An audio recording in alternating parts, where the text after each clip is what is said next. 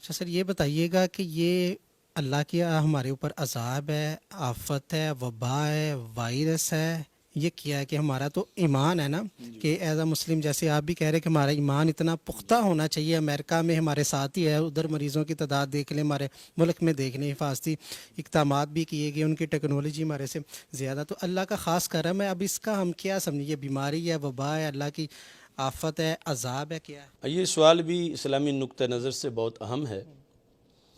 ایک ہی چیز بیک وقت کسی کے لیے عذاب ہو سکتی ہے اور وہی دوسرے کے لیے غیر عذاب ہے۔ جس طرح کہ ابھی بخاری شریف کی حدیث میں نے پڑھی کہ طاعون کو اللہ نے بنی اسرائیل کے لیے عذاب بنایا اور مسلمانوں کے لیے اسے رحمت بنایا۔ یہ حدیث شریف ہے۔ اب اس میں مسلمانوں کے لیے رحمت بنائے کا یہ مطلب نہیں ہے کہ خدا نخواستہ اگر طاعون آئے گا یا کرونا آئے گا تو مسلمان فوت نہیں ہوگا، یعنی اگر تقدیر میں اس کا فوت ہونا ہے تو وہ ہو جائے گا، مگر اس پر اسے شہادت کا ثواب ملے گا، جبکہ ادھر جو مرے گا وہ جہنم میں جائے گا۔ تو اب ایک ہی چیز کے دو رزلٹ ہیں اور کام ایک ہی ہوا ہے، روح کا نکلنا۔ دوسرا یہ ہے کہ کبھی اس طرح کی صورتحال بھی ہوتی ہے کہ مسلمانوں پر ایک چیز آتی ہے، وہ ان کے لیے عذاب نہیں ہوتی لیکن انہیں جھنجھوڑنے کے لیے ہوتی ہے۔ تو اس بنیاد پر یعنی یہ بھی ہو سکتا ہے کہ ایک بندہ بڑا خدا رسیدہ بندہ ہے، تہجد گزار ہے، اس پر بھی بیماری آ جائے تو وہ آزمائش ہے، عذاب نہیں۔ اور وہی بیماری مثلا بخار مومن کے گناہ جھاڑنے آتا ہے اور دوسروں کے لیے جب آئے گا تو اسی سے مر جائے گا تو اس کے لیے تو وہ عذاب کی حیثیت ہی ہے۔ یہ پہلو جو ڈسکس ہو رہا ہے کہ یہ کوئی حیاتیاتی دہشت گردی ہو اور وائرس تیار کیا گیا ہو، تو اب اس میں بھی ہمیں ایمان رکھنا چاہیے کہ اگر کسی نے یہ کہیں وائرس بنایا ہے تو یہ نہیں کہ یہ کوئی غیر اللہ کی مخلوق ہے اور اس میں اللہ کا کوئی دخل نہیں ہے اور اس میں کوئی تقدیر کا مسئلہ نہیں ہے اور یہ عذاب نہیں ہو سکتا۔ اس کے لحاظ سے بھی یعنی اگرچہ یہ کسی نے خود بنایا ہو لیکن اسے تو رب نے بنایا ہے، اور اس بنیاد پر بھی یہ بالواسطہ اللہ ہی کی تخلیق شمار ہوگی اور اللہ کے نظام کا حصہ ایک، یعنی جس طرح ایک بندے نے کسی کو قتل کیا تو اب اس کو جو قاتل میں طاقت ہے کسی کو قتل کرنے کی، وہ طاقت کسی بت نے پیدا نہیں کی، کسی حکومت نے پیدا نہیں کی، وہ اللہ نے پیدا کی۔ آگے استعمال اس نے کی ہے، وہ یہ طاقت حج میں بھی استعمال کر سکتا تھا لیکن اس نے غلط کام میں کی، لہذا اس کو اس پر عذاب ہوگا۔ تو اس بنیاد پر اگر یہ حیاتیاتی دہشت گردی ہے، غیر مسلم قوتوں نے اس کو تیار کیا ہے، تو پھر بھی دونوں صورتوں کے اندر اس کی وجہ سے بیمار ہونا یہ بھی اللہ کے حکم کے تابع ہے، اس سے شفا ملنا یہ بھی اللہ کے حکم کے تابع ہے۔ یعنی نظام قدرت میں کوئی ٹیکنالوجی اپنے طور پر مؤثر نہیں ہو سکتی۔ تو وائرس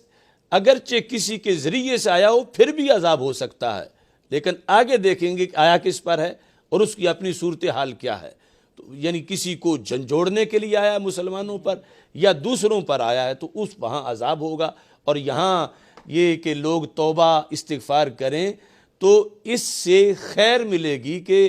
ان کو تو کھلا چھوڑا گیا ہے کہ سیدھا جہنم میں جائیں گے، اور ان کی رسی کھینچی گئی ہے کہ یہ اپنے آپ کی اصلاح کر لیں تاکہ یہ جنت میں جائیں، تو ان کے لیے خیر کا اس میں پہلو بنے گا۔ تو یہ اس کے اندر صورتحال ہے۔ اچھا، یہ نا آج کل راشن وغیرہ تقسیم کیا جا رہا ہے، جو مستحق افراد ہے،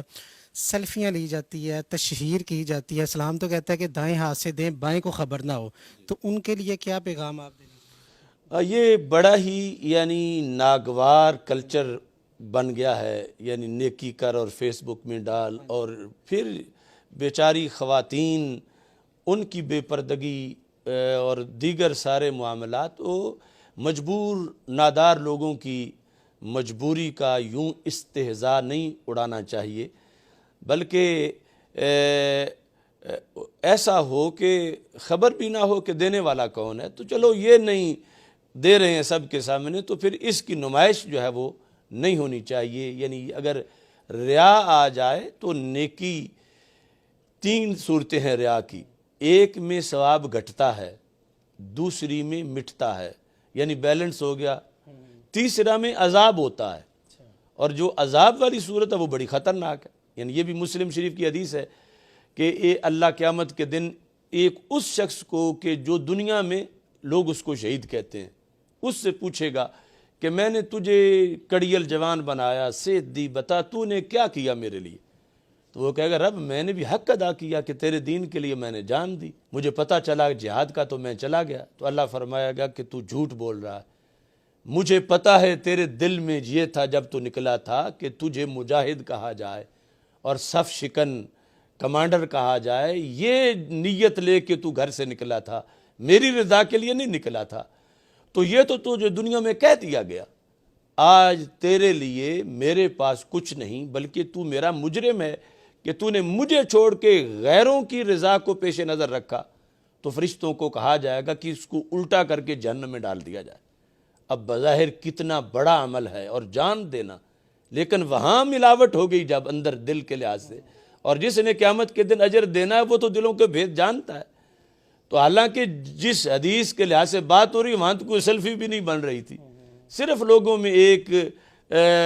بالواسطہ چرچا اور تشہیر اس کی نیت آئی تھی، اور وہاں اتنا نقصان ہو گیا۔ تو ایک تو ہے نا کہ ثواب تھوڑا ملے، ایک یہ ہے کہ بالکل مٹ جائے، نقصان تو یہ بھی بڑے ہیں، لیکن الٹا بندہ نیکی سمجھ رہا ہو اور اسے عذاب مل رہا ہو اور وہ اس کی وجہ سے جہنمی بن رہا ہو، تو یہ تو بہت خطرناک ہے، اور اس پر سارے لوگوں کو ضرور توجہ دینی چاہیے کہ نیکی سے پہلے نیت صاف ہو اور آگے ایسے چانسز نہ ہوں۔ اس میں جو ترغیب دینے کے لحاظ سے قرآن و سنت میں ہے کہ اعلانیہ بھی خرچ کیا جائے، مگر آج وہ نیت رکھنا سنبھال کے دل میں تقریباً بہت ہی مشکل ہو چکا ہے کہ اوروں کو بھی ترغیب آئے۔ ہاں اس سے اگر کسی کی نیت سلامت ہے تو وہ ٹھیک بھی ہے، مگر جب اس میں یہ جو اس وقت تو ایک دھاندلی ہو رہی ہے اور ایک ایسا طوفان آ چکا ہے، تو یہی ہے ناظرین اس کو ذہن میں رکھیں کہ یہ سلسلہ ختم ہو نمائش والا، اور مدد ضرور کی جائے ناداروں۔ اچھا، حکومتی اقدامات جو ہے اس ٹائم تک جو کیے گئے ہیں ان سے آپ مطمئن ہیں کہ اس سے کچھ آگے کرنے چاہیے؟ تو کیونکہ آپ تو مساجد کے حوالے سے تو مفتیان کرام بھی متفق نہیں ہیں، آپ کا ایک اپنا الگ موقف ہے، دوسرے مفتیان کرام کا الگ موقف ہے۔ یعنی یہ ٹھیک ہے کہ جو ڈاکٹرز ہیں ان کی ضروریات پوری ہونی چاہیے اس سلسلہ میں، ان کو جو ان کی پیشہ ورانہ اشیاء ہیں، آلات ہیں، اور ان کی اپنے تحفظ جسم کے لحاظ سے جو معاملات ہیں اور تنخواہیں۔ آج ہی مجھے ایک بندہ کہہ رہا تھا کہ ایک ڈاکٹر صاحب جھگڑ رہے تھے بینک میں کہ ہمیں تو پہلی بھی نہیں، اپنی نہیں دے رہے، ڈبل کیا دیں گے، اضافہ کیا ہوگا۔ تو اس بنیاد پر یعنی حکومت مزید یہ جو فیلڈ میں کام کرنے والے لوگ ہیں ان کا خصوصی دھیان کرے، اور یہ جو لاک ڈاؤن ہے میرے نزدیک تو اتنا جتنا ہو چکا ہے اس سے بھی ملک کم از کم 1 سال پیچھے چلا گیا ہے معاذ اللہ، اور آگے گیا تو پتہ نہیں کیا بنے گا۔ یعنی بیچارے دیہڑی دار، یہ کون ان کا ہر بندے کا خرچ پورا کر سکتا ہے؟ وہ اپنے طور پر جتنا کر رہے تھے، اور اب یہ جو آگے ٹائیگر فورس اور یہ کچھ، یہ تو ایک سیاسی رشوت کا سلسلہ شروع ہو جائے گا اور نادار بیچارے نادار رہ جائیں گے۔ تو اس واسطے لاک ڈاؤن ختم ہونا چاہیے، اور یہ کوئی اس کا فلسفہ نہیں، یعنی اس انداز کا جو لاک ڈاؤن ہے شریعت میں بھی اس کا کوئی تصور نہیں کہ لوگوں کو کاروبار سے، روزگار سے، علاج معالجے سے، نماز جنازہ میں شرکت سے، ہر چیز سے یوں روک دیا جائے۔ یعنی اس قسم کا لاک ڈاؤن شریعت اسلامیہ میں اس کی ہرگز اتنے دنوں کے لحاظ سے اس انداز میں بالکل کوئی گنجائش نہیں۔ یہ ہے خودکشی، ولا تقتلوا انفسکم، کہ ادھر سے جو آنا ہے وائرس وہ تو ایک خدشہ ہے، اور بھوک یقینی ہے کہ بندہ نہیں کھائے گا تو بھوک آئے گی، اور پھر بھوک آئے گی تو وہ تو چند منٹوں میں بھی بہت کچھ، مثلا اگر وہ کوئی شوگر کا مریض ہے تو اس کے لیے تو بڑا مسئلہ بن جائے گا، اور کتنے ہزاروں لاکھوں بلکہ کروڑوں لوگ آج اس قسم پرسی کا شکار ہو رہے ہیں۔ تو لہٰذا یہ میرے نزدیک تو کوئی دانش مندی بھی نہیں عقلی طور پر بھی کہ یوں لاک ڈاؤن کیا جائے۔ اب جو بیٹھ کے وہاں پر غامدی جیسے اور طاہر قادری جیسے لوگ کینیڈا کے اندر تجویزیں دے رہے ہیں، انہیں کیا خبر کہ یہاں لوگوں کے حالات کیا ہے؟ وہ تو ایسے ہے جیسے کسی کو تیراکی کے طریقے بتائے جائیں، اور وہ تو انہیں ہے جو سمندر میں ہیں کہ تیرنا کیسے ہے۔ تو اس بنیاد پر جو زمینی حقائق ہیں، اللہ کے فضل کے بھروسے پر انشاءاللہ کچھ نہیں ہوگا، لاک ڈاؤن اٹھایا جائے اور لوگوں کو اپنے کام کاج میں مصروف ہونے دیا جائے۔ باقی حتی المقدور احتیاط ہے، لیکن محض خدشے پر یوں سب کچھ جام کرنا ہرگز یہ اللہ کے احکام کے مطابق نہیں ہے، یہ اس کی خلاف ورزی ہے۔